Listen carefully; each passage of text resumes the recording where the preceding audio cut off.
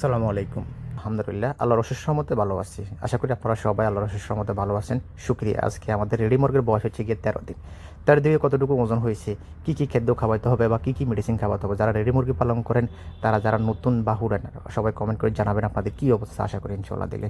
তো রেডি মুরগি পালন করতেছি, আলহামদুলিল্লাহ ভালো আছে।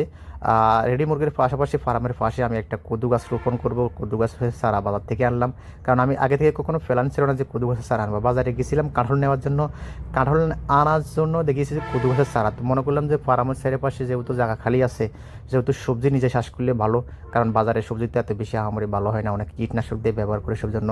তো নিজে সবজি চাষ করার জন্য বাজার থেকে 2টা কদু গাছের চারা নিয়ে আসলাম। একটা কদু চারা 20 টাকা করে, একটা হচ্ছে চায়না আর একটা হচ্ছে গিয়া বাংলাদেশি আর কি, যেখানে একটু বড় হবে ফল কিন্তু কম ধরবে।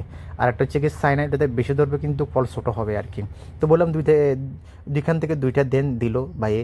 তো এরপর আইসা এগুলো রোপণ করলাম। রোপণ করি তো এই ফার্মের যে মর্গের যে পানি ইয়েগুলো আছে, পাথরগুলো আছে, খাদ্যের পাথরগুলো আছে, এগুলোকে একটু উঁচাই দিতেছি, কারণ যেহেতু মর্গের বসে আজকে 13 দিন।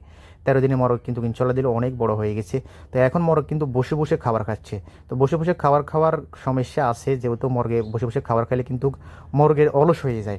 তো এগুলোকে আজকে পানির পাত্রগুলোকে নিচে ইট দিব, ইট দিয়ে উপরে দিব, কারণ যেহেতু মরগ দাঁড়িয়ে যেন পানি খেতে পারে।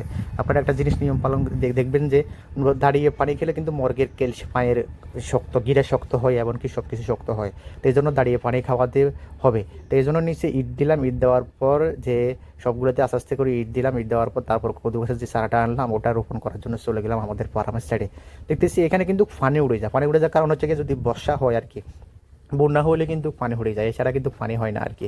তারপরও রোপণ করলাম যে যাই হোক সমস্যা না, রিজিকে থাকলে ইনশাল্লাহ দিলেও হবে আর কি, রিজিকে না থাকলে তো আর হবে না, তাহলে তো ডুবে যাবে আর কি। তো এখানে কেঁচুর স্বাদ দিলাম আর কি, পাশে কিন্তু কেঁচুর গোবর আছে না, যে গোবর, ওই গোবরের স্বাদ দিলাম। দেওয়ার পর ইনশাল্লাহ দিলে এগুলোকে বিসমিল্লাহ হয়ে রোপণ করলাম, যেন রিজিকের মালিক আল্লাহ দিলে হবে আর কি। তো এগুলোকে বিসমিল্লাহ সবগুলো ভালোভাবে রোপণ করলাম। আমি কিন্তু আবার রোপণ গাছ কম করতে পারি বা গাছ রোপণ করতে পারি কম। তো এগুলোকে আল্লাহ রহমতে রইলাম। ওদের কিন্তু সুন্দর মাসে কিন্তু চারিপাশে কিন্তু গোবরের সার দিলাম, দিয়ে ভালোভাবে রোপণ করলাম। সবজি চাষ করা কিন্তু একটা ভালো উপকার আছে, যেহেতু আপনি প্রতিদিন সবজি কিনে খেতে হয়, এই জন্য নিজে চাষ করা কিন্তু ভালো। তো নিজে চাষ করে খেলে এটা ভালো হয়। তো আপনার জন্য ভালো হবে, বাজারের চাহিদাও কমবে, বা দেশের অর্থনীতিকে আপনি চাঙ্গা করতে পারেন। এই জন্য সবাই পাবেন, যদি জায়গা খালি থাকে পর্যাপ্ত পরিমাণে, তো চাইবেন যে সবজি চাষ করার জন্য। আমার এখানে কিন্তু আগে শসা ছিল, জিঞ্জিল ছিল, মুলাম ছিল, এগুলো সবগুলো বন্যার সময় মারা গেছে। এখন এগুলো শুধু নেট আছে। তো এখন এগুলোর পর আরও সই গাছ রোবো বা সব কিছু ইয়ে করবো। তো যেখান থেকে যে গাছগুলো সাফ করছি, এগুলো গরুকে দেওয়ার জন্য নিয়ে গেলাম, গরুর ফিবার দিলাম।